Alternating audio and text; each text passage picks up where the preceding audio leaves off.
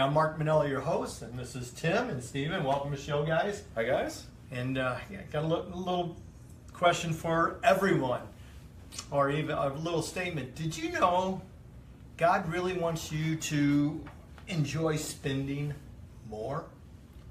That sounds fishy. Find it hard to believe. Find it hard to believe?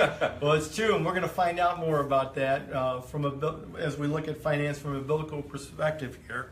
I know a lot of people are thinking, but I thought he wanted me to spend less and give more. I thought he wanted me, we're going to play with it. You got to stay with us so you can find out. But before we do that, a couple of, top of the show notes and ideas here is, one is we got a big announcement coming out. We can't tell you the date or the venue yet, because we don't have the date or the venue yet. Yeah. But we're looking for the venue and the date, and it's going to be either late August or early September. Okay. It's going to be a huge thing. It's going to be free to the public.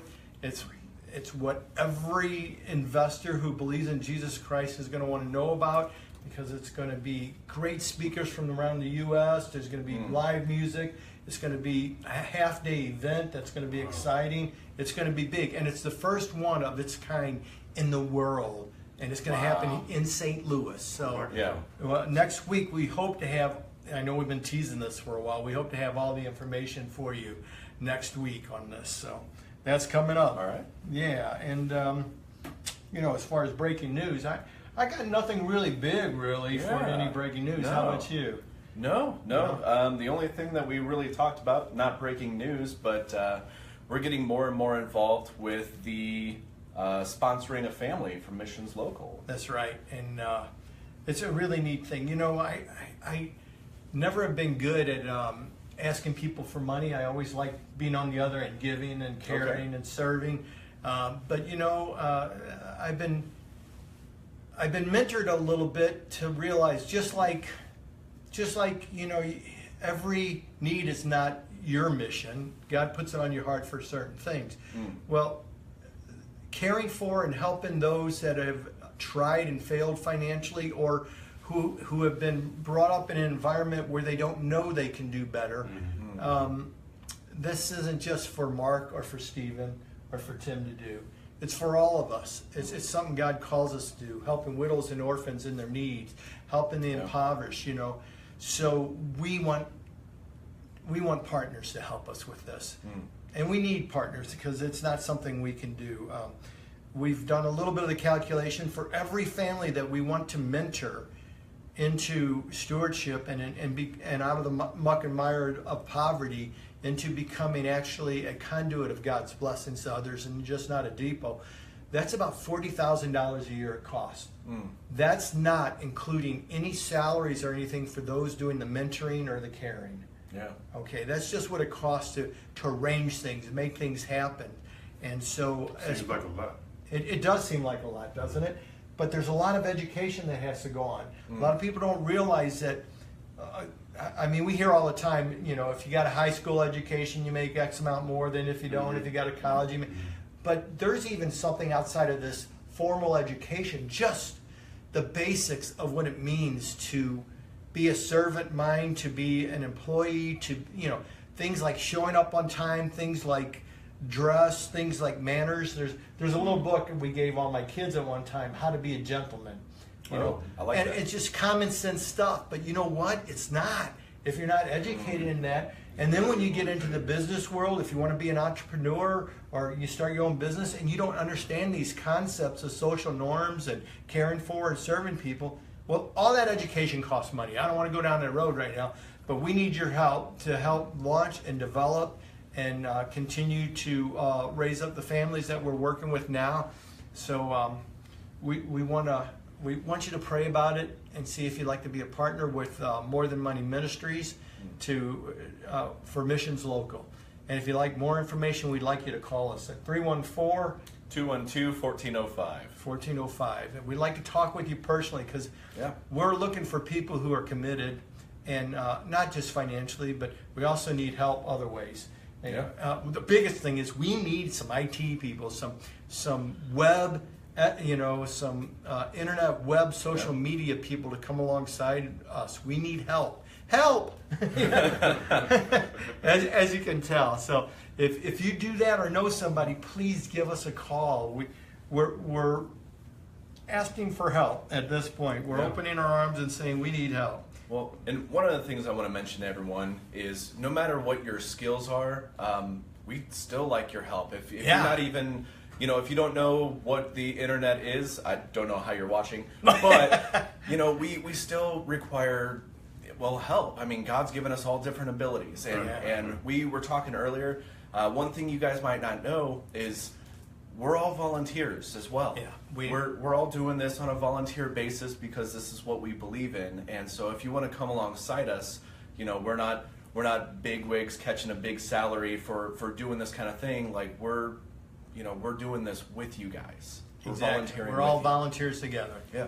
And we're looking for people leaders as well as, we're looking for 4-star generals and presidents as well as privates, and we need everybody. It's a ministry, it's God's. But I want you to pray about it and to find out if God's calling you to it. Yeah.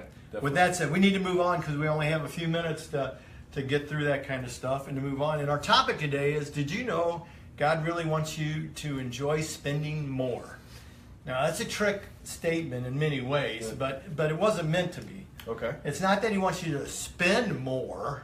Oh. He wants you to enjoy your spending more. Okay. Okay? And here's why. Over the years, I've been in the financial industry now, I don't know, since mid-'80s.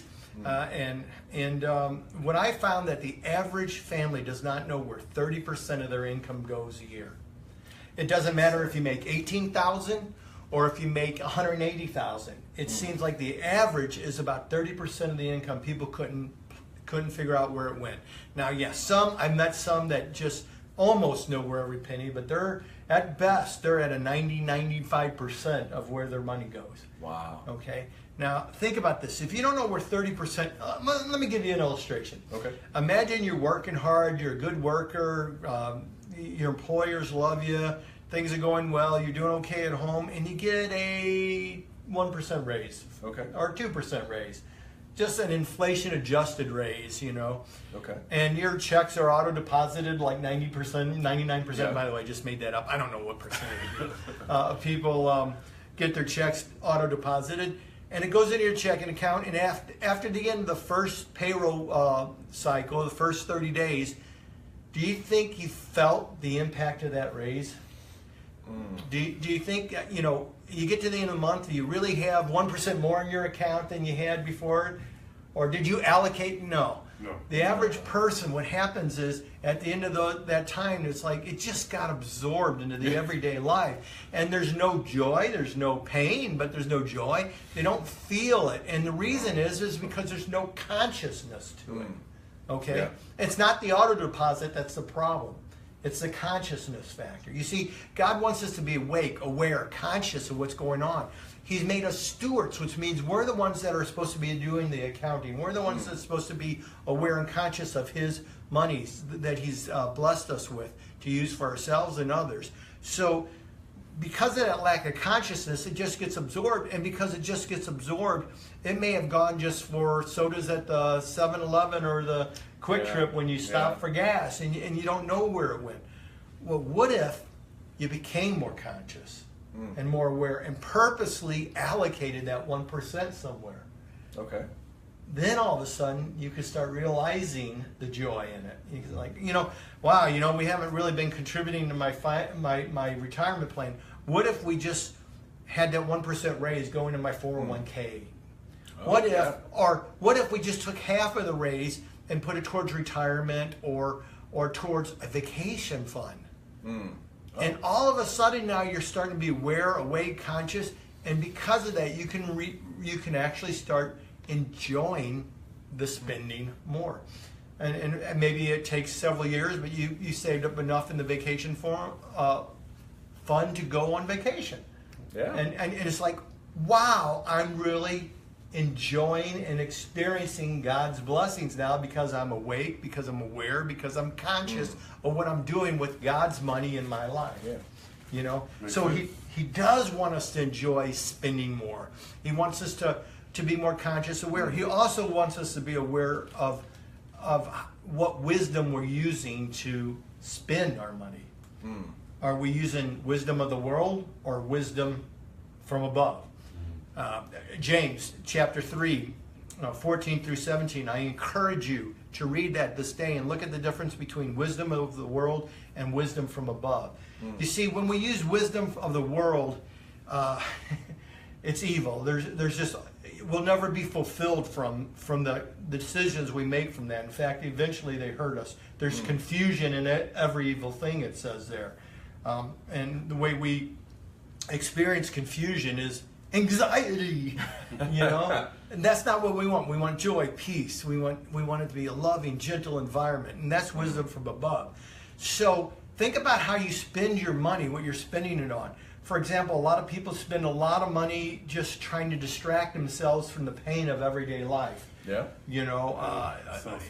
Some people say, I'm on a diet because I eat to make myself happy, and then I look in the mirror and it depresses me, so I eat more, that kind of thing. Well, that's the same thing with our spending. A lot of people spend trying to distract themselves. They'll do shopping. Well, it makes me happy to go shopping. Well, not really. It just numbs the pain or distracts you from the everyday pain. But what if you started making conscious decisions to spend money only on those things that truly enhanced your life, honored God, or helped others? Do you think you might feel the joy of the Lord a little bit more? Do you think that possibly the money that is going out might actually start actually growing in peace and joy and love because you're spending less on those things that fade and go away that just numb you for a minute? You're spending less on the aspirin and you're spending more on the cure. There you go. That's the way to think about it. And the cure actually cures you where the aspirin just numbs you. Okay? And we do spend a lot of money on numbing ourselves in America. The entertainment industry. How about games? I don't know. I don't know why I look at you. I think they're all right. Movies. That's my escape. There's just, we all have these things. And I'm not saying those are bad. Don't take me wrong. But they can be bad. Like, if I was going to X-rated movies, spending my money on. Do you think that glorifies God if I spend money on things that use and abuse, hurt others, cause addiction, or harm others? Sure, I think it matters to God. It's very clear in His Word. We're not supposed to do things to harm others, So if I'm spending money that does that in those kind of environments, then probably against what God would call good spending. He wants us to spend on things that enhance our lives and the lives of others and glorify Him. If we consciously make decisions to do that, and that's between you and God, not me and you, by the way. If we make those decisions, then God's glorified. Our life is enhanced with positive things, not distractions. 3 years later, we're not in the same place, but things have improved in our life, and we're going, wow, this is good. This is nice because I'm aware and conscious of the good things that are happening in my life and to others because of how I'm handling what God's blessing me with. So God does care how we spend our money. I think we're all in agreement on that. And we don't have to change everything all of a sudden, but we just become conscious of it. Just become aware. And don't beat yourself up about it. I mean, if you think that having a donut's good for you today, have a donut. Unless your doctor said not to. And then reconsider. Well, you were talking about being numb, and I was just thinking about a song that says, at least I'll start feeling something, and like you said, starting somewhere, moving along, doing that, then maybe you start feeling something. It won't be numb. That's at least a moving forward. Absolutely. And the key is, ripple effects of life. I'm not saying to change everything because just like a diet, if you just stop eating everything except lettuce and water, you may lose weight, but you're going to go back to binging and you're going to gain all that weight back. The reality in life is to make it one step at a time. Why not think about, here's a little financial tip for you. Just think about one thing in your life that really isn't adding anything to it, that you're spending money on, and that if you didn't spend money on that, you could do something either nice for yourself or for somebody else. And make a conscious decision to just change one thing this month. Just one thing. For example, I used to once a month or once a year take a little notepad and write down every penny of cash I spent. Wow. Just to track it. And by the way, this month I spent the least amount of money because I didn't want to write it down. But the first time I did that, I found out how much money I was wasting on buying sodas or coffees at Quick Trips. Yeah. And by the way, 3/4 of those get thrown away, not Yep. even drank, you know. And so I decided not to do that anymore, not to go inside and buy those things. And I saved over $100 a month by doing it. Wow. I know, that was ridiculous, and I'm ashamed, so I'm sorry. But it changed my life in that sense. Yeah. And what I did with that money, well, I don't want to give away a crown, but it was a good thing.